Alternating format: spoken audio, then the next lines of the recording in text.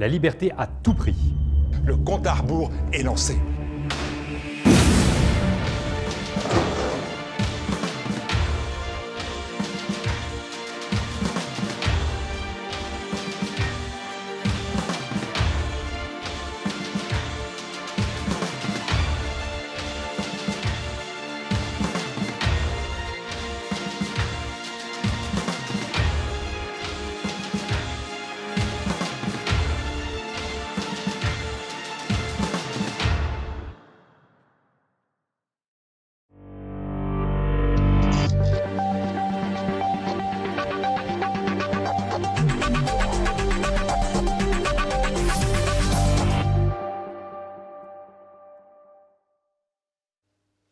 Bonjour à tous, je suis très heureuse de vous retrouver pour ce nouveau numéro du Samedi Politique. Merci d'être à nouveau à nos côtés. Alors cette semaine, nous allons nous intéresser à la situation en France, bien sûr, avec ce gouvernement qui vient d'être renversé après à peine 3 mois. Et puis nous allons parler bien entendu de la situation internationale entre la guerre en Ukraine, mais aussi les conflits au Proche-Orient. Avant de commencer ce lourd programme, je compte sur vous comme chaque semaine pour le succès de cette émission. Aussi, prenez quelques instants pour la relayer au maximum. Pensez également à m'écrire dans les commentaires. Faites-moi des suggestions, n'hésitez pas. Et puis surtout, prenez 7 petites secondes pour le pouce en l'air. Ça améliore considérablement le référencement. À tout de suite.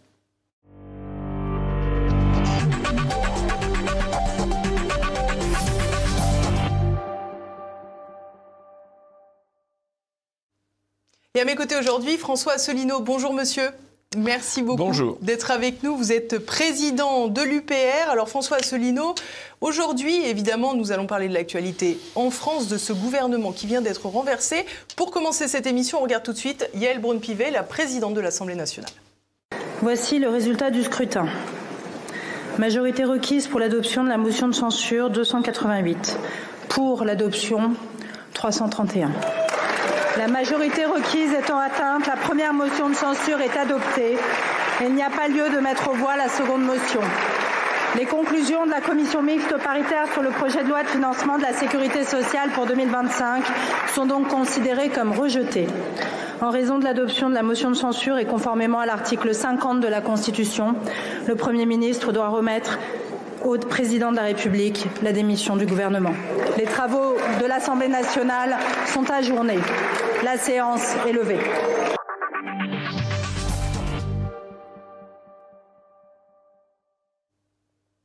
Si vous aviez été député, François Asselineau, vous auriez voté la censure ? Ah oui, bien sûr. Pour quelle raison ? Pour une raison, pour toute une série de raisons. Mais la raison qui n'a jamais été évoquée, ni par la gauche, ni par Madame Le Pen d'ailleurs, c'est d'abord que nous sommes quand même, il y a un petit détail, c'est qu'on est au bord de la Troisième Guerre mondiale. Et que dans le gouvernement Barnier, il y avait 2 ministres, M. Jean-Noël Barrot, un young leader de la French American Foundation, et M. Haddad, ancien directeur de l'Atlantic Council pour la France, c'est-à-dire 2 agents d'influence américains, et qui n'ont cessé que de dire qu'il fallait envoyer des missiles pour aller frapper la Russie et des troupes au sol.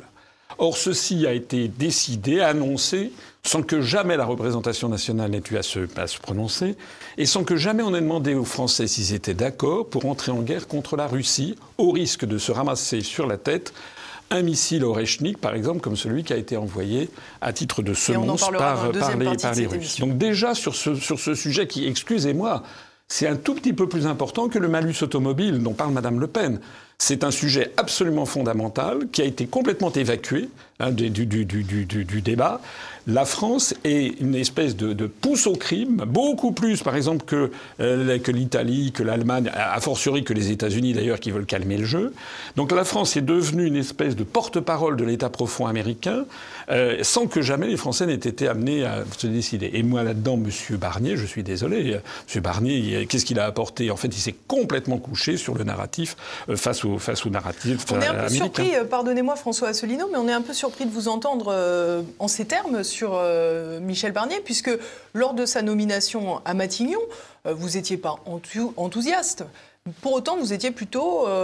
on laisse sa chance au produit. Oui, et ça serait à refaire. Je redirais exactement la même chose, parce qu'il y a des gens qui ont, évidemment, vous savez, quand les gens caricaturent les propos, donc j'invite tout le monde à écouter ce que j'avais dit à l'époque. Qu'est-ce que j'avais dit ? J'avais dit que M. Barnier, il avait quand même c'était à mon avis le moins pire, parce qu'on va voir ce qui va se passer maintenant d'ailleurs.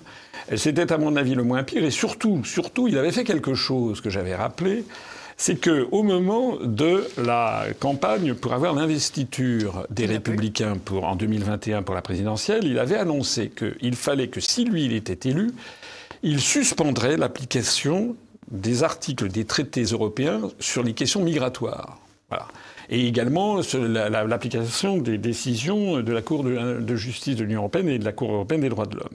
Et ça lui avait valu à l'époque d'être traîné dans la boue dans les médias, y compris d'ailleurs par le journal Libération qui avait titré, reprenant la parole apocryphe prêtée à Henri IV, vous savez, c'est comment dirais-je, Paris vaut bien une messe, puisqu'il était protestant, il était devenu catholique, pour succéder à Henri III. Donc le journal Libération avait titré, en parlant de Barnier, « L'Élysée vaut bien un Frexit ». Donc c'était quand même quelque chose de très extraordinaire, rappelez-vous. Et donc moi j'avais dit, laissons-lui sa chance, parce que il était dans une situation, Barnier, il aurait pu devenir un homme historique. Je l'ai dit et je le redis ici. Bon, il l'a un peu réussi, puisque c'est... Non, là, c'est 3 mois, c'est le passage éclair à Matignon, dans la Ve République. Oui, c'est à peu près le même niveau que le 3e gouvernement Pierre Messmer, qui s'est interrompu avec la mort de Georges Pompidou. Bon. Non, mais... Qui connaissait bien, d'ailleurs, Georges Pompidou, oui, absolument. Il aurait pu devenir un homme réellement historique. Alors là, si vous voulez, dans 6 mois, les gens parleront de Barnier comme de Castex, c'est des gens, ou de Jean-Marc Ayrault, c'est des gens qui ont disparu de la circulation. Il ne marque absolument pas l'histoire. Monsieur Barnier, il avait un moyen extraordinaire pour pour renverser l'histoire de France. À partir du moment où il était Premier ministre, c'est pour ça que je pensais qu'il allait faire ça, il pouvait très bien dire 75% des Français, d'après tous les sondages montrent que les Français trouvent à 75% qu'il y a trop d'immigration. Il faut donc arrêter l'immigration. Deuxièmement, j'ai déjà dit que si j'étais élu président, je mettrais un terme à l'application des articles dont je viens de parler du traité sur le fonctionnement de l'Union européenne. Donc, je souhaite que l'on suspende ces articles. Et pour le faire en termes juridiques valables, je demande qu'il y ait un référendum où on demande aux Français s'ils sont d'accord pour suspendre les articles qui imposent en fait une politique migratoire par l'Union européenne. Vous savez que c'est l'Union européenne qui nous impose une politique migratoire. 4 millions d'immigrés par an légaux, c'est ce qui est actuellement demandé et appliqué par les dirigeants européens. Ce que Madame Le Pen, Madame Knafo, Madame Maréchal, tout ça, ils cachent soigneusement le fait que si on reste dans l'Union européenne, on est obligé d'appliquer ça. Et Barnier, s'il avait dit ça, et s'il avait dit il faut un référendum, et je me tourne vers le président de la République pour qu'il mette en œuvre, puisque c'est le président de la République qui décide d'un référendum auprès des Français, un référendum sur ces questions migratoires pour ou contre l'application des articles 66, 77, 78 du traité sur le fonctionnement de l'Union européenne. Mais s'il avait fait ça, il renversait l'histoire de France. Est-ce qu'il a eu le temps de faire ça, de toute façon ? Il suffisait de le dire aux 20h, parce que qu'est-ce que faisait à ce moment-là Macron ? Soit Macron déférait à la demande de son Premier ministre. Et à ce moment-là, il y avait un référendum, et je suis persuadé que le référendum aurait été voté haut la main par au moins 70% des Français, ça aurait été considérable. Et M. Barnier aurait damé le pion à Macron. Il serait apparu comme l'homme de la situation. Soit Macron refusait d'organiser le référendum, et à ce moment-là, Barnier claquait la porte en disant « On m'empêche de faire la politique souhaitée par une majorité des Français, donc je m'en vais ». Et en ce moment, il aurait 80% de gens favorables. Alors que là, il a fait, vous savez, c'est exactement finalement la tendance, la tentation de la droite française, qui finalement, une grande partie de la droite française, c'est toujours être du côté du manche, quel que soit le manche. Voilà, c'est ça. C'est-à-dire que les gens, ils se prétendent gaullistes, mais ils ont oublié ce que c'est que le gaullisme. Le gaullisme, on a dit de Gaulle que c'est l'homme qui a dit non, qui sait qu'il faut faire prévaloir la souveraineté nationale, c'est-à-dire c'est le peuple qui décide. Ça doit être le peuple qui décide, et ceci... L'enseignement politique du général de Gaulle, c'est l'idée du conflit créateur. De Gaulle, il a dit non. De Gaulle, il a fait des scandales historiques. Et De Gaulle, il a démissionné. Quand vous voyez Macron, c'est un cas psychiatrique qui se vautre dans la fange tout en invoquant les mânes du général de Gaulle. Mais tout ça, ce sont des gens qui ne sont pas dignes de diriger la France. Et c'est de ça que nous pâtissons. Vous plaidez pour une destitution d'Emmanuel Macron ? Qu'est-ce que vous voulez qu'il fasse maintenant ? Qu'est-ce que vous voulez qu'on fasse ? Macron, moi j'ai vu son discours. Je vais vous dire le fond de ma pensée. Je vous propose qu'on le regarde alors. Alors regardons-le. Le mandat que vous m'avez démocratiquement confié est un mandat de 5 ans et je l'exercerai pleinement jusqu'à son terme. Ma responsabilité exige de veiller à la continuité de l'État, au bon fonctionnement de nos institutions, à l'indépendance de notre pays et à votre protection à tous. Je le fais depuis le début, à vos côtés, à travers les crises sociales, l'épidémie de Covid-19, le retour de la guerre, l'inflation et tant d'épreuves que nous avons partagées.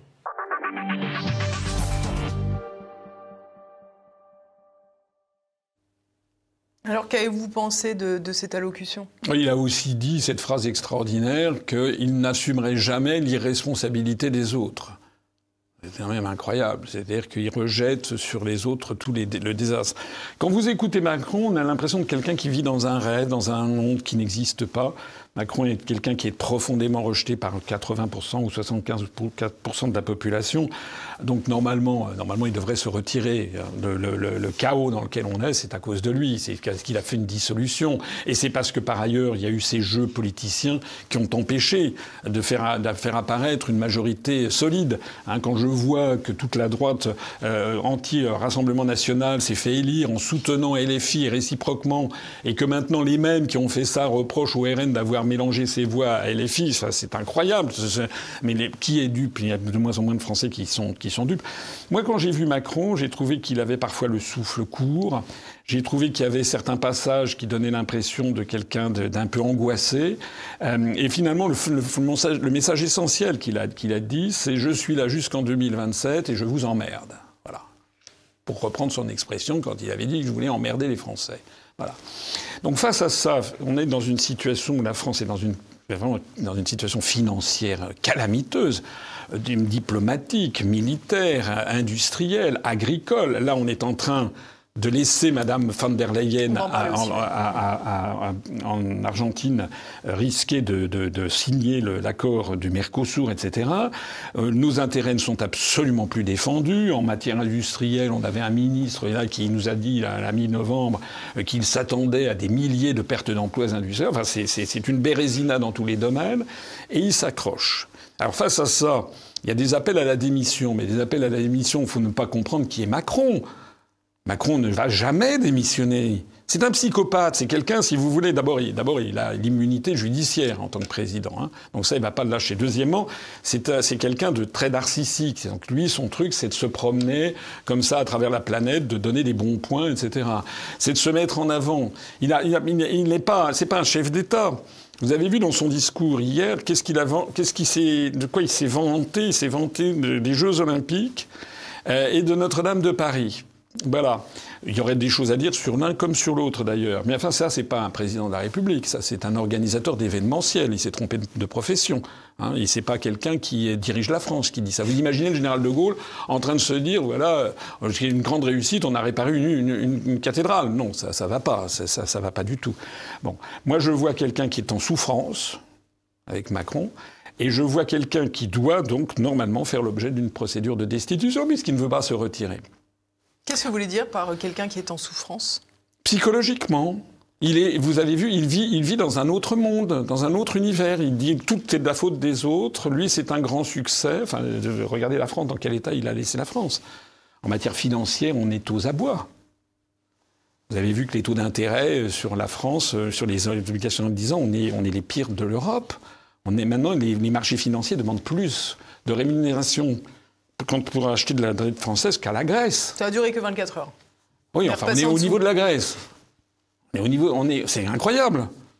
Donc on est dans une situation, et puis le pire reste à venir. Il va falloir lever 300 milliards d'euros au cours de l'année qui vient, de 2025. Et puis là, il va faire quoi d'ailleurs aussi ? Ça va être quoi là, le prochain Premier ministre ?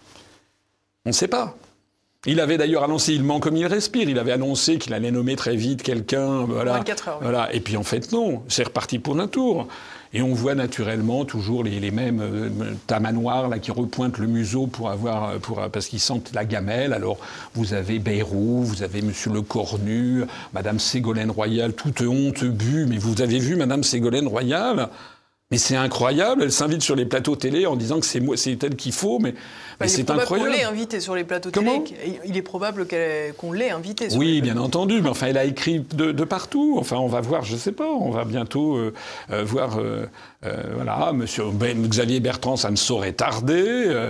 Tous ces gens qui sont là, qui veulent des places, mais pour faire quoi, pour dire quoi? Le problème de la France, fondamentalement, c'est que on est dans une situation qui ne peut, à mon avis, déboucher que sur une révolution. Voilà, je pense que si tout est fait pour que la France soit bloquée. Voilà, parce que Mais on peut l'éviter cette situation de révolution, ou il faut pas l'éviter?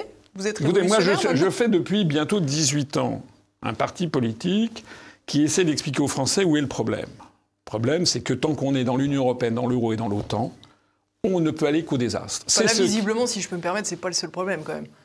C'est quand même le problème essentiel. C'est le problème numéro 1. Je ne dis pas qu'il n'y a pas aussi des problèmes... Non, on ne serait pas à l'intérieur de l'Union européenne aujourd'hui. On aurait Emmanuel Macron. Je pense que ça pourrait rester un problème. Oui, mais bien sûr, je suis d'accord. Mais le problème, c'est que l'un ne va pas sans l'autre. Le problème, c'est qu'en France, qui a le pouvoir? En France, ceux qui ont le pouvoir, c'est l'oligarchie. Ce sont ceux qui tiennent les médias et les instituts de sondage. Vous savez que M. Barnier a été nommé le 5 novembre. Il a mis 16 jours pour créer son gouvernement. Mais c'était, je crois, le 17 novembre, donc 12 jours après sa nomination. Il n'avait même pas encore nommé son gouvernement, il n'y arrivait pas. Il y avait des sondages, un sondage IFOP qui disait que c'était l'homme politique préféré des Français. Tout est bidouillé en France. Et vous êtes jaloux? Non, oui, je suis jaloux. Ouais, non, ça c'est ridicule. Non, ça veut dire que si vous voulez, on est face à un pays où les aspirations populaires ne peuvent pas déboucher. Parce que la seule chose Pardon, mais les inspirations populaires, c'est quand même celles qui ont conduit Emmanuel Macron à reprendre l'Élysée en 2022. Mais non. D'abord, en 2022, vous n'avez pas vraiment eu de campagne électorale. Rappelez-vous, ça a été limité au strict minimum, d'une façon scandaleuse d'ailleurs, puisque Macron, il a fait comme certains de ses prédécesseurs, c'est-à-dire qu'il était à la fois président de la République et pas candidat, donc il jouait de l'ambiguïté pour avoir une couverture médiatique considérable. Mais le problème qu'il y a, c'est toujours la même histoire, c'est que les Français, si vous voulez, il y a énormément de gens en France qui se désintéressent de la politique, et qui votent au vu de ce qu'ils voient sur TF1, BFM, ou voilà, ils regardent ça. Et donc, ils ne vont pas chercher... Ils pensent que toute l'offre politique qu'il leur est présentée, c'est celle qu'il leur est présentée dans les grands médias. Donc, vous avez... En fait, le vrai pouvoir est détenu par les milliardaires qui tiennent les médias, c'est ça. Et là, qu'est-ce que font les milliardaires? Vous savez ce que je pense qu'il est en train de se passer? C'est que les milliardaires sont en train de pointer le pouce vers le bas pour Mme Le Pen. Ils ne veulent plus de Mme Le Pen. D'ailleurs, tout le monde l'agonie en ce moment de critiques, alors que là, pour le coup, moi, je viens, si j'ose dire, à son secours, parce qu'elle a bien fait de voter la censure. Voilà. Mais il y a tout un discours, un narratif dans tous les médias mainstream, dans tous les médias, sur le thème « quelle irresponsabilité », etc. C'est incroyable. On est quand même face à des gens qui ont détruit la France depuis 7 ans, qui l'ont fait augmenter la dette publique de 1200. J'ai reçu Marc Toiti, lui, il pense qu'on est à 3500 milliards d'euros. Il était à votre place la semaine dernière aussi. Oui, de dette publique, etc. Ils ont, c'est un désastre dans tous les domaines, en matière internationale. On vient de se faire chasser à coups de latte d'Afrique par notamment les ministres de M. Barnier, par Barrot, qui est allé, vous avez vu, qui est allé demander au gouvernement tchadien de reporter les élections législatives au Tchad parce qu'elles n'étaient pas assez inclusives, parce qu'il fallait sans doute des woke, mais le président tchadien lui a dit dégager, puis il a foutu tous les Français à la porte. C'est ça. Personne n'en a beaucoup parlé en France de ce qui se passe. Hein. On s'en est chargé, mais... Voilà. Bon, vous en êtes chargé, mais vous êtes... heureusement qu'il y a quelques médias comme le vôtre, ou comme le nôtre d'ailleurs, comme UPR-TV. Donc, le problème, si vous voulez, c'est qu'actuellement, les dirigeants se doivent se dire « Ouh là là, ça remet en cause un petit peu notre... Ils n'aiment pas l'instabilité, donc ils dégagent Mme Le Pen. » Et comme par hasard, qu'est-ce qui se passe? Il se passe qu'il y a un sondage qui est sorti, l'homme politique, le Premier ministre préféré des Français, ça serait Bardella. Vous avez vu, c'est sorti dans la foulée. C'est encore un sondage bidouillé. Bardella, il a 28 ans, sa qualité... Vous savez pourquoi il était fait, M. Bardella, en fait? Pour présenter les collections Avenue Montaigne. C'est la seule chose qu'il sache faire à peu près. Pour le reste, il a un prompteur et il dit, mais dès qu'il n'a pas son prompteur, c'est un peu comme Kamala Harris, il est absolument incapable il n'a aucune expérience de quoi que ce soit. Vous l'avez rencontré déjà? Oh, je l'avais vu une fois dans une émission, mais c'est quelqu'un qui a tout, voilà, tout il a. C'est quelqu'un, c'est une machine pour réciter un narratif. C'est un peu dur quand même, votre jugement, là. Non, c'est la vérité, c'est la pure vérité. Alors certains vont dire, je ne suis pas jaloux de Bardella, vous vous rendez compte? Non, c'est quelqu'un qui a 28 ans, c'est pas quelqu'un qui peut diriger la France, c'est impossible. Il n'a aucune expérience professionnelle. Mais pourquoi on met ça? C'est quoi la finalité de la promotion de Bardella? Qui d'ailleurs reste très muet actuellement, vous l'avez noté. Parce que l'idée, c'est de... Il est député européen, il n'est pas député à l'Assemblée nationale. Bien sûr, enfin il est le président du Rassemblement national. Bon, on aurait pu imaginer qu'il soit bien davantage contacté et présenté. C'est Madame Le Pen qui subit la vindicte des médias. Et pourquoi ça? C'est parce que l'idée, telle que je pense que les gens qui détiennent les médias, ce qu'ils ont à l'esprit, c'est de virer Madame Le Pen pour qu'en 2027, ce soit Bardella le candidat. Mais pourquoi ça? Pas pour que Bardella soit élu, bien entendu. Parce que Bardella, il suffit de lui retirer son prompteur, il ne sait plus quoi dire sur quelque sujet que ce soit. Bon, non. C'est pour promouvoir, pour faire élire celui qui sera face à Bardella. C'est ça le truc. Donc celui qui sera face à Bardella, ça sera probablement Édouard Philippe. Donc c'est un billet à 3 bandes. On fait tomber Madame Le Pen, on promeut Bardella, pour qu'il y ait un deuxième tour en 2027, Bardella, Édouard Philippe, ou bien Bardella, je sais pas moi, n'importe qui, mettons Gabriel Attal ou je sais pas quoi, mais je dirais plutôt Édouard Philippe, qui est quand même qui a donné tous les gages nécessaires à l'oligarchie, et donc au deuxième tour, on aura le trait, vous vous rendez compte, ça sera, et on est reparti pour un tour. Donc le problème, il est là, c'est que les Français, tout le débat démocratique est verrouillé. Quand M. Macron dit qu'il a été élu démocratiquement, c'est faux. Bien sûr que factuellement il a été élu comme ça, mais avec c'est comme pour l'affaire de la vaccination, on n'a pas demandé on n'a pas le consentement éclairé de la population. Voilà, moi je constate à quel point, par exemple, je suis personnellement totalement blacklisté dans les grands médias. C'est pire que jamais. C'est absolument pire que jamais, alors que tous les événements ne cesse que donner raison aux analyses que je fais. Et c'est pour ça qu'on fait des scores considérables sur Internet. On est devant cette situation irréelle. En fait, il y a 2 mondes maintenant en France. Il y a ceux qui s'informent dans les grands médias et qui donc continuent à voter pour des gens qui veulent en fait détruire leur pays. Hein. Parce que ce qu'il faut bien comprendre, c'est que les gens qui regardent TF1 ou bien BFM, en fait, ils se laissent endoctriner par des milliardaires dont l'objectif est bien la destruction de la France pour faire triompher l'idéologie mondialisatrice et pour avoir la totale liberté des mouvements de capitaux, détruire les services publics, détruire la solidarité nationale. C'est de ça qu'il s'agit. Donc faire confiance aux grands médias, c'est faire confiance à nos pires adversaires du peuple français. D'ailleurs, ce qui est extraordinaire, c'est que, et ça c'est quand même le peuple français qui au bout du compte est quand même responsable, parce que j'ai déjà pris ces exemples en Inde. Vous aviez Narendra Modi qui était totalement interdit des médias. Les Indiens, par l'intermédiaire des réseaux sociaux, les Indiens, ils ont élu Narendra Modi.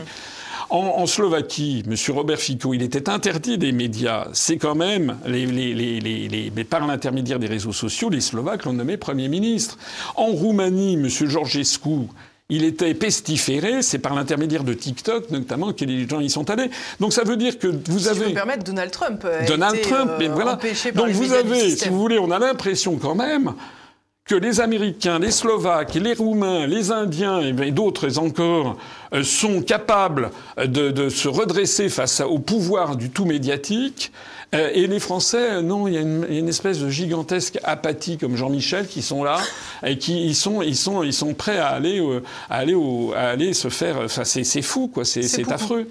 J'aimerais qu'on termine avec les questions économiques en France. François Asselineau, on a beaucoup entendu juste avant cette motion de censure qu'en cas de renversement du gouvernement, la situation économique et financière serait extrêmement compliquée, avec la perspective même qui était agitée d'un shutdown, pour le dire à l'américaine. Emmanuel Macron était très rassurant sur ce point. Finalement, on ne risquait pas la catastrophe en votant la motion de censure. Il ne va rien se passer. Il ne va rien se passer, oui. C'est surprenant, ça. Il ne va rien se passer. C'est-à-dire, non, mais le désastre, ça aussi, c'est inadmissible, si vous voulez. C'est que vous avez des gens qui sont responsables de désastres extraordinaires. Je prenais l'exemple de Jean-Noël Barrot, qui vient, suite à son passage, c'est comme Attila, l'herbe ne repousse pas après son passage. Le ministre des Affaires étrangères qui va en Afrique, suite à quoi les Français sont chassés du Sénégal et du Tchad. C'est incroyable. Belle prouesse. C'est quand même incroyable. Le même, 3 jours après, donne des leçons sur le fait comment il faut suivre ses conseils pour avoir une France forte.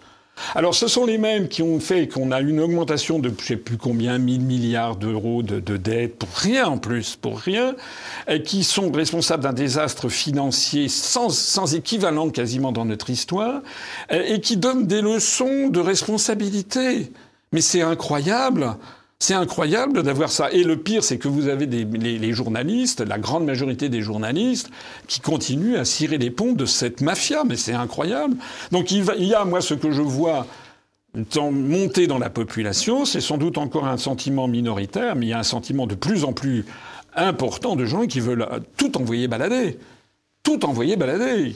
Il n'y a pas un pour racheter l'autre dans cette caste politique. C'est ça le problème. Alors effectivement, on nous fait le coup c'est la dramatisation. Non mais c'est bon, la dramatisation. C'est pas à cause de la notion de censure de Barnier qu'il va y avoir que nous avons dégringolé de AAA+, qui était la signature de la France dans les années 90, à AA-, et tout le monde sait en fait que du point de vue des agences financières, elles n'ont pas voulu nous basculer en A, parce que sinon là c'est un coup près qui est au-dessus de notre tête. Normalement, on devrait être déclassé en A. Voilà. D'ailleurs, les agences de notation ont indiqué que c'était une perspective négative.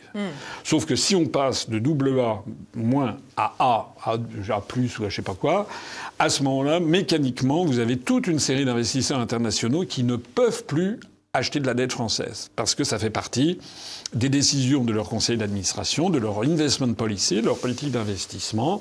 Ils ne peuvent pas, vis-à-vis de leur mandant, ils ne peuvent pas être investir dans c'est considéré comme des investissements non fiables, quoi. Des investissements non fiables. Alors ça a donc un effet de ciseau dramatique, parce que au même moment, on va avoir besoin l'année prochaine de lever 300 milliards d'euros minimum sur les marchés financiers, c'est-à-dire 1,2 milliard d'euros par jour ouvré. C'est une somme absolument énorme. Et si au même moment, on bascule en dessous de AA-, si on bascule dans les A, ben vous avez énormément de fonds de pension, d'investissement, etc., qui ne vont plus acheter de la dette française. Alors on fait comment? Ben là, on se retrouve, on risque d'être mis sous tutelle du FMI, être obligé de vendre à l'encan notre patrimoine. Hein. La situation, elle est de nature de la Grèce. C'est absolument dramatique. Et ce sont ces gens-là qui nous disent qu'il faut faire preuve de responsabilité. Non mais c'est incroyable. Et c'est là où, si vous voulez, Barnier n'a pas été à la hauteur. N'a pas été à la hauteur. Il ne pouvait pas se contenter de petites phrases comme ça. Lorsque, par exemple, Attal a osé se protester contre la situation financière. Mais c'est incroyable, en fait. Moi, j'aurais fait une déclaration. C'est pas tolérable. En fait, M. Barnier, il pensait, il a fait ce qu'il sait toujours faire, c'est-à-dire des ronds de jambes, essayer d'arrondir entre gens de bonne compagnie, etc. Il a parlé d'ailleurs du RN, toujours en se pinçant un peu le nez, ce qui était quand même assez sot, parce que tout le monde sait, Mme Le Pen, elle avait sur lui un moyen de destruction tout de suite. Maintenant, il le sait. Maintenant, il le sait. Mais je crois que d'ailleurs, au passage, d'après certains échos, il a envoyé, paraît-il, des petits messages à sa famille, à ses proches. Ça y est, on va pouvoir enfin faire du ski.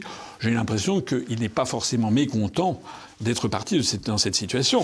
Là où, moi, à mon avis, il aurait pu sortir par le haut, comme je l'ai dit tout à l'heure, alors que là, il sort, si vous voulez, d'une façon vraiment minable.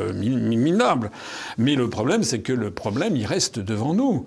Avec, j'insiste, un cas pathologique à l'Élysée. Et lorsque Mme Le Pen dit... C'est quelque chose qui est absolument incroyable. Elle a voté la censure avec la gauche. Très bien. Moi, je trouve ça bien, c'est normal, et je vous l'ai dit pour une raison d'ailleurs qui n'a pas été suffisamment évoquée, et qui n'est même pas du tout évoquée, c'est d'abord et avant tout parce que déjà, on n'a plus comme ministre des Affaires étrangères des gens qui qui veulent envoyer des missiles sur la Russie. Bon, on ne sait pas ce qui va devenir, mais là, pour l'instant, on est déjà sauf sur ce point-là. Mais elle a dit qu'elle respectait trop la fonction présidentielle pour lancer la destitution. Mais c'est incroyable! Moi, je respecte trop la fonction présidentielle pour ne pas lancer la destitution. Je respecte trop la fonction présidentielle pour suivre la situation actuelle où depuis 7 ans, quelqu'un qui est en train de tout détruire de la France. Il ne restera plus rien. Et donc, Mme Le Pen, lorsqu'elle dit ça, Elle dit en fait, on va encore continuer pendant 30 mois à avoir cet énergumène qui va tout détruire. Le prochain truc, vous allez voir ce qui va se passer avec le Mercosur. Il va y avoir une vague protestation et puis ça va se terminer comme ça. Alors justement, là, pour le Mercosur, on voit que Ursula von der Leyen semble presque profiter du fait que la France soit désormais sans gouvernement. Elle a l'air d'être à la manœuvre pour accélérer cette signature des accords entre l'UE et le Mercosur. L'Italie commence à se faire entendre et fait entendre son opposition, à l'instar de la France. Quelle est votre perception des choses? Tout va se signer comme si tout le monde était d'accord? Alors, je ne suis pas au courant des tout derniers développements. Il faut avoir, vous savez, il y a une minorité de blocage qu'il faut avoir, qui représente, je crois, 35% de la population. Il faut avoir, je ne sais plus combien, enfin, pour avoir cette minorité de blocage, il faut que la France rallie à sa position la Pologne, l'Italie et puis l'Irlande, etc. Or, ça n'est pas fait, semble-t-il. Sinon, elle n'aura pas la double minorité en nombre d'États et en nombre de populations. Alors, je ne sais pas où ça en est. Bon.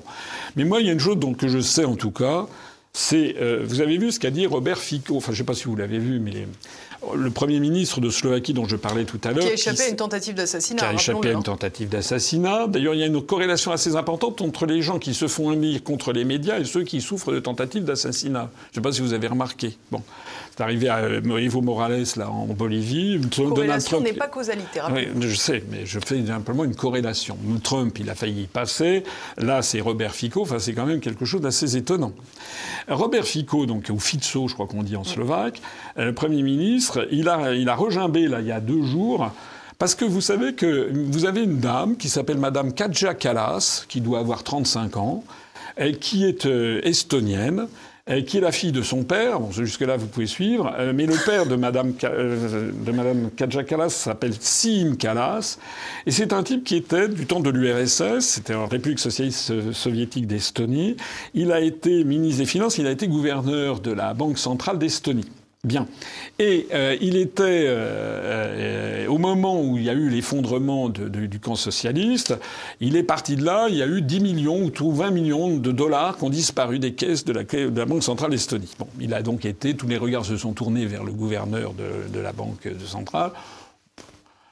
Probablement, ça a disparu à son profit. Et il a fait quoi ensuite? Ce type qui était un apparatchik socialiste, il est devenu d'un seul coup un pro-OTAN, pro-américain, etc. Donc c'est en fait une famille de collabos. Voilà, qui sont du côté du Manche, quel qu'il soit. Donc ils étaient du côté soviétique, maintenant ils se sont vendus aux Américains. Madame Kaja Kallas, elle a 35 ans, elle est ministre des Affaires étrangères, si l'on peut dire, de la Commission européenne. Elle est viscéralement anticommuniste, de par son père notamment, qui lui a dû lui raconter comment ça s'était passé. Et donc, elle est en train de pousser l'ensemble de l'Union européenne... Si je peux me permettre, elle n'est pas seulement anticommuniste, elle est surtout maintenant devenue anti-russe. Enfin, anti-russe, c'est ce que je voulais dire, excusez-moi. C'est ça, elle n'est pas littéralement anti... Elle est forcément russophobe. Parce qu'anticommuniste, c'est pas un drame en soi. Non, mais bon, enfin... vous avez raison de me corriger, elle est foncièrement russophobe. Et elle entraîne elle parle au nom de l'Union européenne en disant, voilà, il va falloir hausser le ton. Elle évoque l'hypothèse d'envoyer des missiles, etc. Robert Fico, qui est à la tête de la Slovaquie, qui est un petit pays, je ne sais pas combien, il doit y avoir 4 à 5 millions d'habitants, il a fait une déclaration en tant que Premier ministre en disant que ça suffisait comme ça, que cette dame parle au nom de l'ensemble des pays de l'Union européenne, que lui n'était pas d'accord, que l'intérêt des Slovaques, ça n'était pas ça, et qu'il refusait ces injonctions d'un État fédéral, il appelait ça des coups d'État. Robert Fico, Premier ministre de la petite Slovaquie. Alors face à ça, qu'est-ce que fait un président de la République française? Vous vous rendez compte? Moi, je peux vous dire que si j'étais à la place de Macron, d'abord, on n'en serait pas là. Parce qu'on serait sorti depuis de belles lurettes de l'Union européenne et de l'OTAN et on n'en serait pas là. On n'aurait pas fait les sanctions contre la Russie. On n'aurait pas un marché de l'énergie qui est en train de détruire notre économie. On aurait mis des barrières pour empêcher justement les délocalisations industrielles. On aurait noué des partenariats avec la Russie, avec la Chine, avec les BRICS. Je vous assure, pour moi, c'est un crève-cœur. C'est pas que je suis jaloux, ce qui m'attriste, c'est que je sais ce que j'aurais fait si j'avais été élu en 2017. Et puis je peux vous dire que la France aujourd'hui, ça n'aurait rien à voir avec le désastre. Parce que M. Macron, c'est un agent de l'étranger qui est là pour détruire le pays. Si j'étais à la place de Macron aujourd'hui, vous savez ce que je ferais? Je décrocherais mon téléphone, j'appellerais Madame von der Leyen, je lui dirais, Madame, soit vous arrêtez de signer le traité, il n'est pas question que vous signiez le Mercosur, soit si vous le faites, il n'y aura plus un euro que la France versera à la Commission européenne. C'est ce que De Gaulle avait fait avec la politique de la chaise vide. C'est ça ce qu'on appelle un conflit créateur. Mais je peux vous dire que Mme von der Leyen, elle dirait « Oh, non, il y a un malentendu ». Parce que si la France, elle arrête de verser l'argent, nous représentons à peu près 20% du budget, ils ne peuvent plus payer les fonctionnaires de Bruxelles. Déjà. Bien sûr. Voilà. Mais pour ça, il faut avoir... Qu'est-ce que vous voulez que je vous dise? Je ne vais pas être grossier, mais il faut avoir du courage. Voilà. Et monsieur... D'abord, ça n'est pas dans le logiciel de M. Macron qui, en fait, est une marionnette. C'est triste, en fait. La destinée de M. Macron est une destinée assez triste, en fait. Mais c'est pas non plus dans le logiciel, comme on dit, de M. Barnier, qui est là, qui fait des ronds de jambes. Bon, voilà.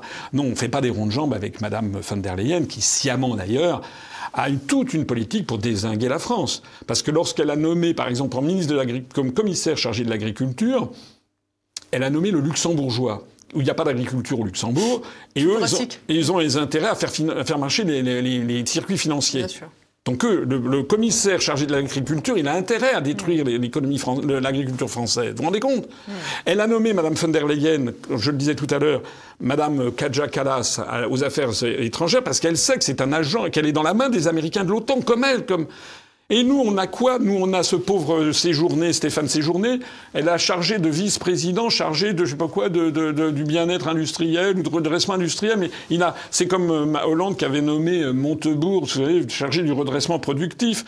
On peut rien faire quand vous êtes ministre de l'Industrie, ministre du redressement productif, ministre aussi, puisque toutes les grandes données macroéconomiques, tous les grands leviers vous échappent. Regardez ce qu'avait M. Marc Ferracci. Vous savez qui est M. Marc Ferracci? Ministre de l'Industrie. Ministre de l'Industrie sortant. Voilà, qui a pour Macron. Voilà, dont la grande compétence. Pourquoi il a été nommé ministre? Parce qu'il a été témoin de mariage de Macron avec Brigitte. Voilà. Je crois que c'était son père, mais... Et réciproquement.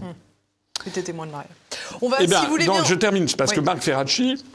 Il a dit, donc je crois que je le disais tout à l'heure, le 17 novembre, mais à mi-novembre, il a dit qu'il s'attendait à des milliers de pertes d'emplois industriels et des fermetures d'usines. C'est pas nouveau. Bon, mais oui, mais il sert à quoi? C'est quoi un ministre qui s'attend à... Ce sont des commentateurs de l'actualité. On a un président de la République qui se prend pour un organisateur d'événementiel, je vous l'ai dit tout à l'heure, il se félicite des Jeux Olympiques, il se félicite de Notre-Dame de Paris, où si j'ai bien compris, on a mis un carrelage de salle de bain à la place des dalles millénaires qu'il y avait par terre, enfin bref. Et puis maintenant, on a un ministre de l'Industrie qui commente, il dit, ben voilà, ce sont des Léon Zitrone du désastre, si vous voulez.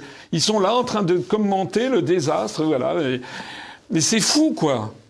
Il n'y a personne vous comprenez, ils n'ont pas, et ça c'est quelque chose que j'avais déjà noté quand j'étais en cabinet ministériel, c'est qu'on a une classe dirigeante qui qui a engrammé, comme on dit en termes psychiatriques, le fait qu'ils n'ont pas de pouvoir, le fait qu'ils sont des bouchons sur l'océan. Ils ne prennent pas à bras-le-corps les problèmes des Français. On va passer à présent à une page internationale, si vous le voulez bien. Donald Trump...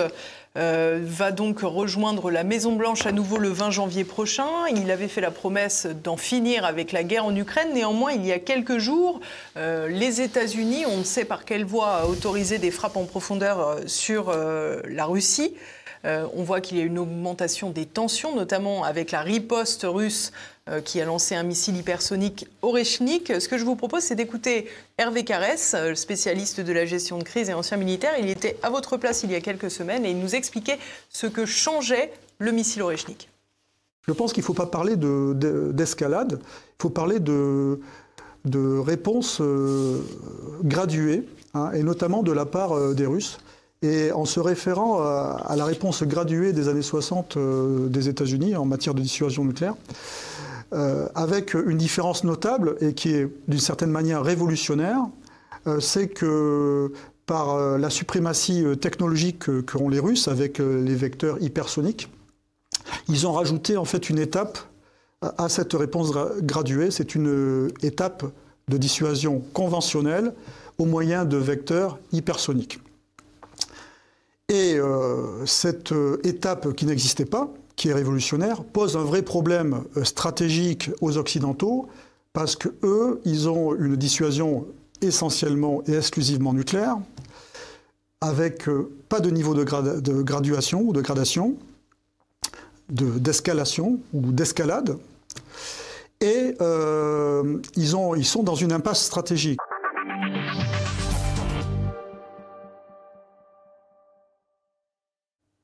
Je vais faire une petite page d'auto-promo quand même, parce que je regrette que des experts comme Hervé Carès n'aient pas été invités sur les plateaux de télévision que les Français peuvent voir tous les jours en allumant leur poste, parce que ça ferait peut-être avancer quand même un peu les choses.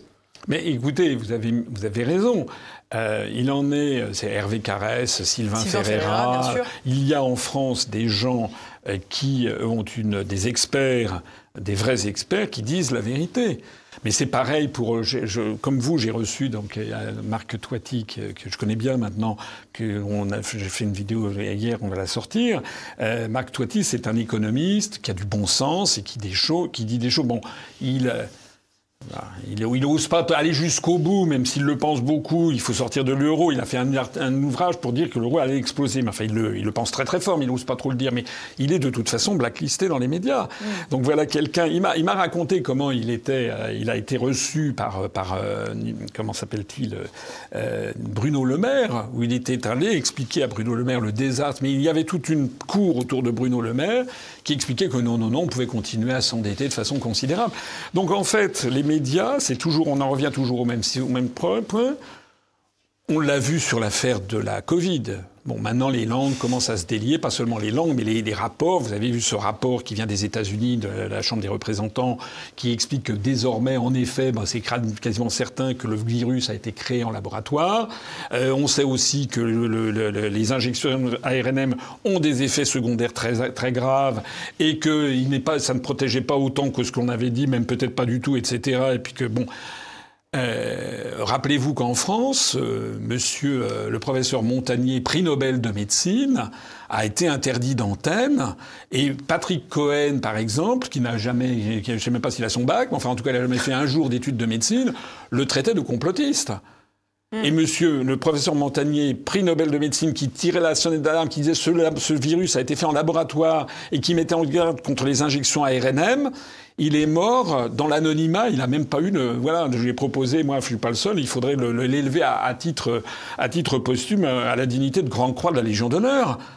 Si vous voulez, le thermomètre est cassé. C'est-à-dire que les Français, que ce soit sur la Covid-19, que ce soit sur l'endettement de la France, que ce soit sur la guerre en Ukraine, que ce soit sur l'euro, que ce soit sur notre appartenance à l'Union européenne, que ce soit, etc., sur l'OTAN, les Français, on leur cache des pans entiers du raisonnement et de la vérité. Donc après ça, vous avez Macron qui dit qu'on est en démocratie. Non, on n'est pas du tout en démocratie. On est dans un truc qui est complètement verrouillé médiatiquement et on n'apporte pas aux Français la solution. C'est pour ça que la situation est extrêmement grave, parce qu'il n'y a pas d'offre politique. Les Français ne voient pas une offre politique. Plus exactement, on leur fait croire que l'offre politique... ça serait de voter pour Bardella. Bon, c'est bon. Bardella, vous l'avez vu, qui est totalement aligné sur le narratif américain, de l'État profond, pas de Trump d'ailleurs. Et Bardella qui est allé serrer la main de Zelensky, ou Manon Aubry de l'autre côté qui avait sauté au cou de von der Leyen. Vous avez vu ça. Enfin, voilà. Ou Madame Knafo, ou Madame Marion Maréchal, qui sont totalement sur le pro-Union européenne, pro-OTAN, etc. Vous êtes un peu dur parce que les discours des deux personnes que vous venez de citer au Parlement européen sont quand même extrêmement offensif à l'égard de von der Leyen. Donc, Oui, mais attendez, au moment du vote, par exemple pour les missiles, elle a voté quoi, Madame Marion Maréchal, qui d'ailleurs, au passage, est partie avec 4 députés sur 5 après s'être fait élire avec l'étiquette Zemmour. Une trahison, et c'est extraordinaire d'ailleurs, au passage. Mais elle a voté quoi? Elle a voté pour l'envoi de missiles pour aller bombarder la Russie. Et Madame Maréchal, elle est la première à chanter les louanges de Mélanie qui aurait arrêté l'immigration, ce qui est faux. Le nombre d'immigrés en Italie a augmenté. Parce que Madame Marion Maréchal, elle joue sur l'ambiguïté entre les immigrés illégaux et les immigrés légaux. Je l'ai dit et je le répète, à partir du moment où on est dans l'Union européenne, on est obligé d'appliquer la politique de l'Union européenne qui vise à augmenter le nombre de migrants. 4 millions par an, mais de migrants légaux. Voilà. J'aimerais qu'on reste sur la question internationale, si vous voulez bien, François Asselineau, et qu'on reste sur cette question ukrainienne qui n'avance pas. On l'a dit, hein, Donald Trump a promis la paix en 24 heures. Bon, bien sûr, c'était une façon de parler. On a vu ce lancement d'Oreshnik qui semble quand même rebattre un peu les cases et les cartes et calmer peut-être les volontés de violence du côté atlantiste. Cette nuit, Sergueï Lavrov a donné un entretien à Tucker Carlson, là aussi. Hein, on voit encore que ça se passe non pas sur les réseaux principaux, mais sur les réseaux sociaux et sur les médias alternatifs. Je vous propose qu'on en écoute un extrait. Il y a quelque temps, M. Kirby, qui est le coordinateur de la communication de la Maison-Blanche, ou quelque chose comme ça, répondait à des questions concernant l'escalade et sur la possibilité d'utiliser des armes nucléaires. Et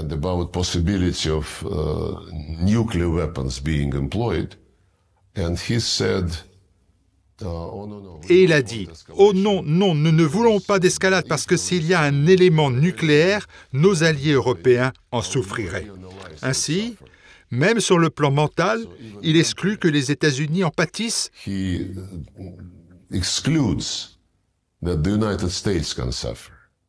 C'est quelque chose qui rend la situation un peu risquée. Les professionnels de la dissuasion, de la politique de dissuasion nucléaire, savent très bien que c'est un jeu très dangereux. Parler d'un échange limité de frappes nucléaires est une invitation au désastre. C'est ce que nous ne voulons pas.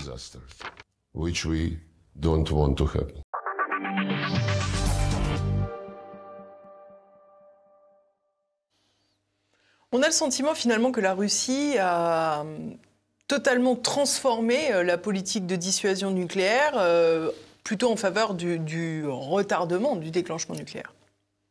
Oui, parce qu'on est en train de mesurer que l'utilisation de forces nucléaires, c'est en fait l'apocalypse générale de la planète. Donc il y a quand même les armes nucléaires sont des armes finalement qui sont destinées à ne pas être utilisées.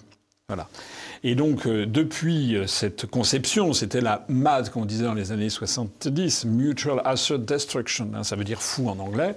La folie, c'était la destruction mutuelle assurée. C'est ça qui a abouti aux accords SALT I, SALT II, vous savez, de réduction des armements. Mais ça, c'était au moment du dégel avec les États-Unis et l'Union soviétique, faisant la politique de détente, etc., les accords d'Helsinki de 75, etc. Bon. Mais depuis lors, il y a effectivement toute une pensée stratégique et tactique qui s'est développée, en se rendant compte que justement, cette force nucléaire, c'est un peu too much, c'est un peu trop, quoi. Et donc, est-ce qu'il peut pas y avoir un dégradé? D'où l'apparition des armes nucléaires tactiques, c'est-à-dire des armes nucléaires qui frapperaient de façon très limitée, et puis des armes qui sont des armes nouvelles, du style, par exemple, pour brouiller les communications par Internet ou des communications téléphoniques, et puis aussi, ce qu'on vient de découvrir, avec notamment les Russes, ce sont des missiles hyper véloces, hypersoniques, qui font 10 fois la vitesse du son et qui emportent des charges. Et l'arrivée de ces, même si ce sont des charges conventionnelles, on l'a vu dans la banlieue de Dniepropetrovsk, d'un seul coup, vous avez des missiles qui sont arrivés avec des tonnes l'équivalent de tonnes d'explosifs, en tout cas, conventionnels, et qui sont arrivés à la vitesse de 4 km à la seconde. Et donc, je ne sais pas si vous avez vu les photos, c'est un cratère incroyable qui est arrivé, et les habitants ont eu le sentiment d'un tremblement de terre gigantesque à 20-30 km à la ronde. Donc c'est énorme, et ça n'est pas nucléaire. Donc on voit que les Russes, de ce point de vue-là, ont bâti des armes qui devraient faire réfléchir quand même, et que je pense que ça fait quand même un peu réfléchir les gens sérieux. C'est qu'actuellement, il n'y a pas de moyen de les arrêter, parce qu'un missile qui fait du Mach 10, il paraît qu'il y en a même qui vont plus vite. On n'a pas les moyens de les arrêter. Voilà. Et j'en reviens à ce que je disais tout à l'heure. Si vous voulez, moi, quand j'entends la déclaration de M. Lavrov, comparer Lavrov à Jean-Noël Barrot, c'est à pleurer. C'est à pleurer. Lavrov, il est ministre des Affaires étrangères depuis 25 ans. C'est un homme qui a 70 ans. C'est un homme qui est en pleine maîtrise de tous les dossiers. Qui est quelqu'un comme Poutine. Ce sont des gens qui sont extraordinairement compétents sur leur sujet et qui défendent bec et ongle les intérêts géopolitiques de leur pays.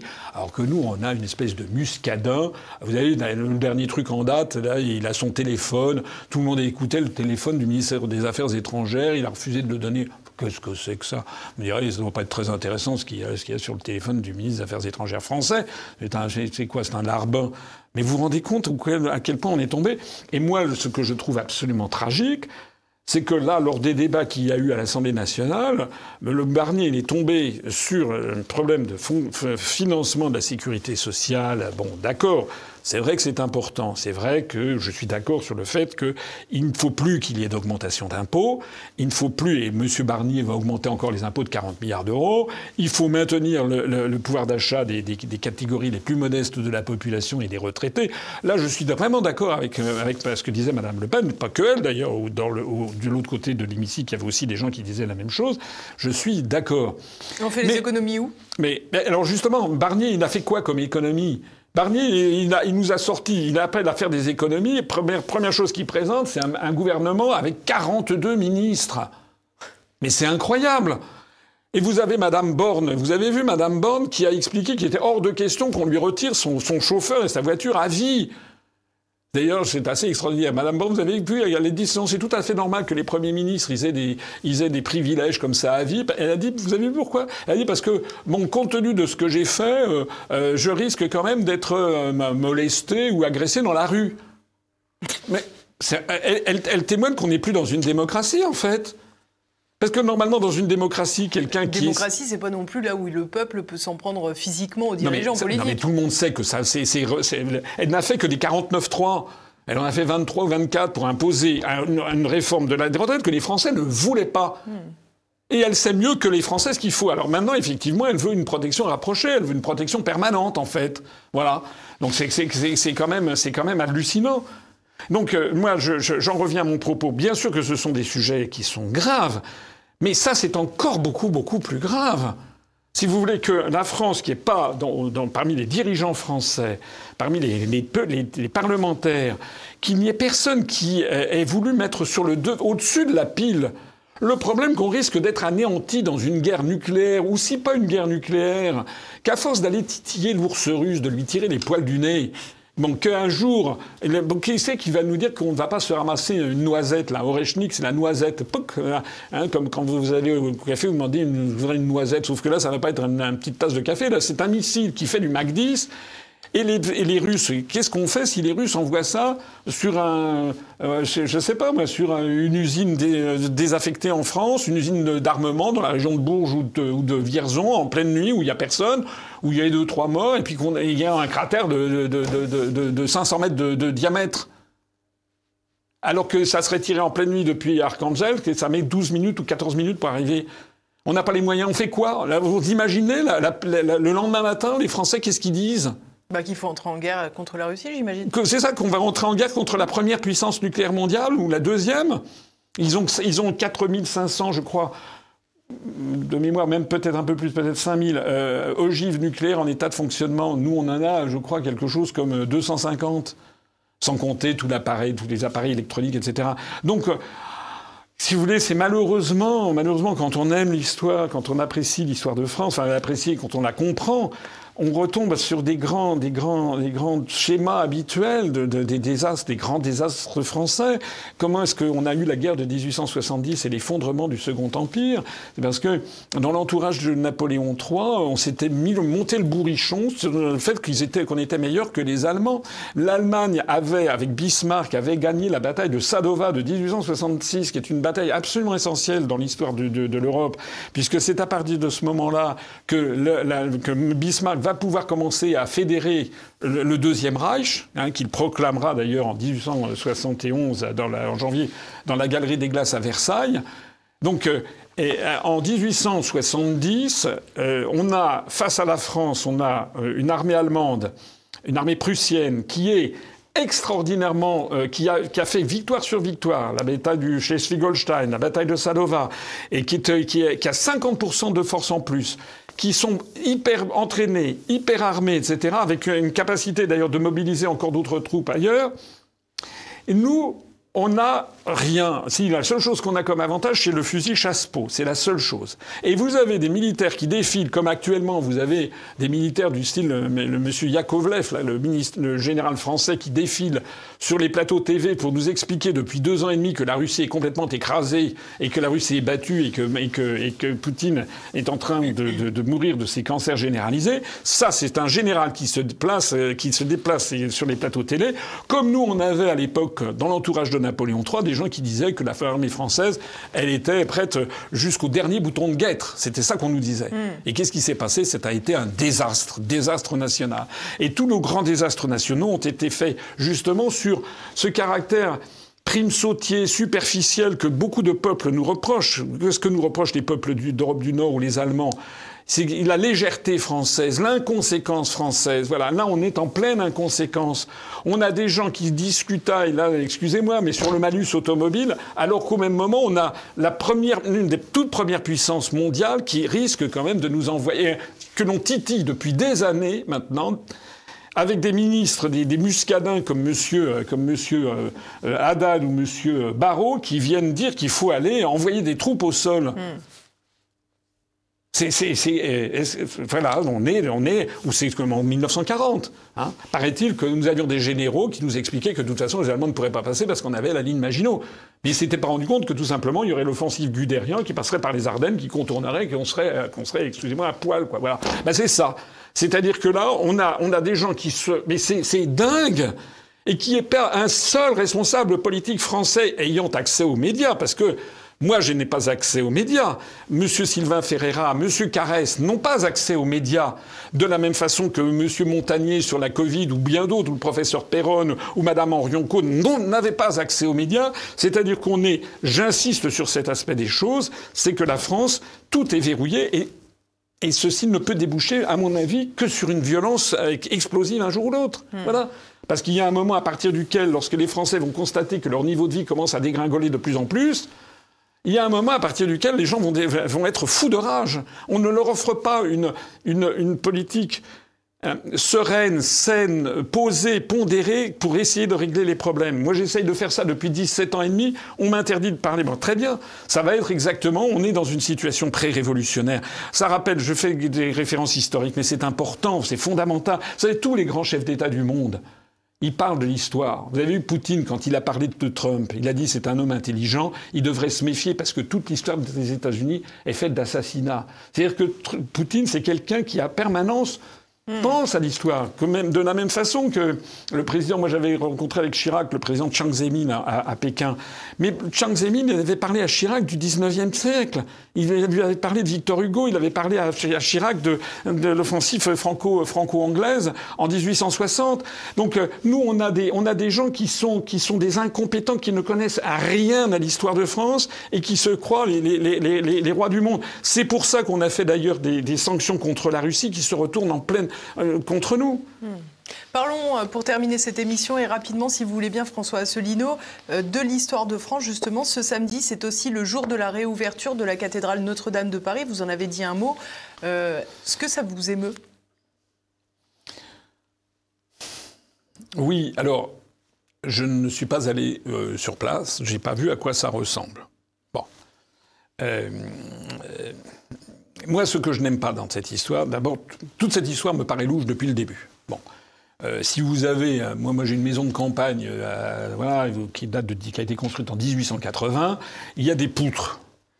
Il y a quelque temps de ça, je me suis dit, tiens, je vais voir si les poutres, elles prennent feu. Donc j'ai mis un briquet. C'est des poutres qui datent de 1880. Mais le bois, il est tellement fossilisé, si vous voulez, qu'au bout de 10 minutes de briquet, ça n'avait toujours pas bougé d'un pouce. Il aurait fallu y aller au chalumeau pendant 3 heures pour que ça commence à brûler.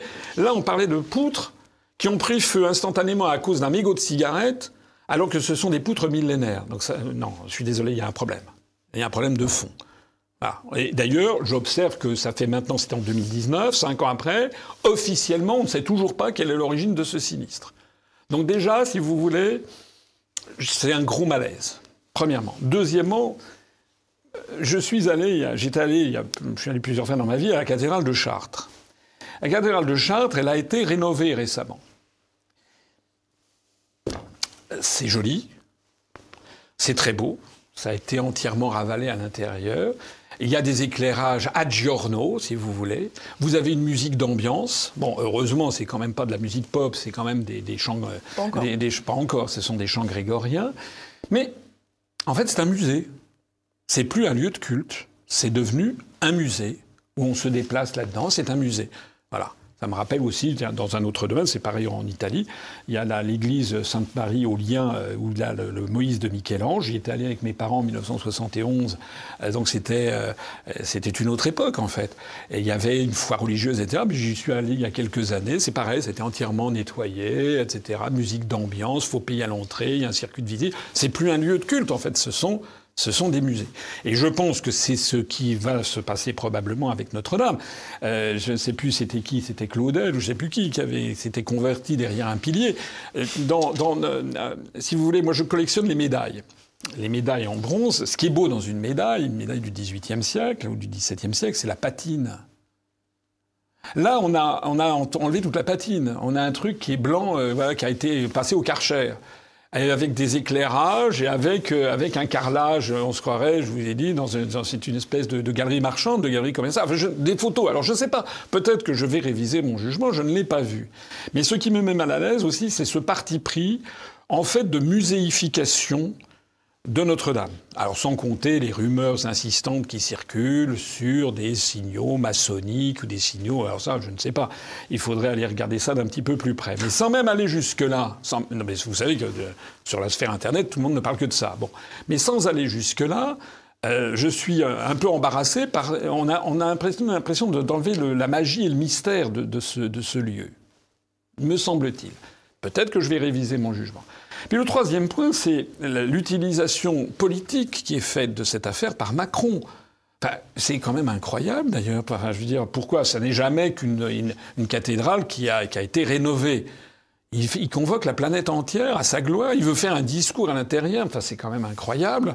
Et moi, je vois que le pape, pourtant le pape, il est quand même pas très ennemi des mondialistes. C'est moins que l'on puisse dire. Mais même le pape a refusé d'y aller. Il y a quand même quelque chose entre le pape et Macron. Peut-être que le pape en a marre que Macron le tripote à chaque fois qu'il le voit. Vous savez, il est là, il lui saute au cou, etc. Moi, je vois le pape. Il est allé à Strasbourg. Il est allé à Lourdes.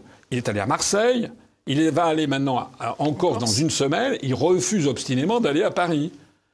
C'est quand même lui qui devait être invité. Bon, peut-être que il a une mauvaise expérience historique. Vous vous rappelez le pape Pie VII qui avait été traîné par Napoléon pour assister le 2 décembre 1804, donc il y a 220 ans, au couronnement de Napoléon, où il avait pris la couronne, vous savez, devant Pie VII qui était là. Vous connaissez le fameux tableau qu'il y a au Louvre. Mais Macron, il a invité par ailleurs des chefs d'État. Il y en a plusieurs qui se sont débinés. Le roi d'Angleterre, il a fait savoir que non, ça ne l'intéressait pas. Le roi Felipe VI d'Espagne, il a dit qu'il avait un sanglier sur le feu. Il y avait et puis alors le mystère. Alors si paraît-il le président italien, le président grec, Donald Trump. Et alors le mystère c'est Trump, parce que Trump dans un premier temps il a fait savoir qu'il n'irait pas. D'ailleurs Biden n'y va pas. Hein, c'est sa femme Jill Biden qui y va. Biden n'y va pas. Quand même le président des États-Unis en exercice. Mais Trump, il avait dit qu'il n'y allait pas, et maintenant il y va. Bon, je ne sais pas. Il paraît qu'Elon Musk va y aller, donc je ne sais pas. Je trouve que... En plus, Trump, il a couvert d'éloges Macron sur cette affaire. Alors, quand on sait ce que Trump a dit tout au long, enfin, il l'a redit pendant sa campagne, il s'est moqué de Macron. Il avait dit aussi que tout ce que touchait Macron se transformait en merde. Vous vous rappelez ? Enfin, c'est des choses incroyables. Donc là, d'un seul coup, c'est quoi ? Qu'est-ce qui a justifié ce revirement ? Je trouve bizarre, alors qu'il n'est jamais que président élu, il n'est pas encore président en exercice. Je trouve ça étrange, en fait, cette visite de Trump à Paris. Alors, il y a des gens qui fantasment sur le fait qu'il va sortir des dossiers ou je ne sais pas quoi. Moi, je pense plutôt que... je ne sais pas. Il va peut-être voir M. Macron entre quatre yeux et peut-être lui parler de quelques sujets internationaux en lui disant qu'il faut peut-être qu'il se calme sur l'Ukraine. Je ne sais pas. C'est peut-être possible que ce soit ça, j'en sais rien. Et ce serait donc un prétexte. Je vous remercie beaucoup, François Asselineau, d'être venu jusque TV Liberté à nouveau. Merci à tous de nous avoir suivis. N'oubliez pas, je vous l'ai dit au début de cette émission, je compte sur vous pour relayer cette vidéo. Bien sûr, agrémentez-la du petit pouce en l'air qui améliore le référencement, c'est capital. Et puis, je vous retrouve tout de suite dans les commentaires, juste en bas. À la semaine prochaine, portez-vous bien.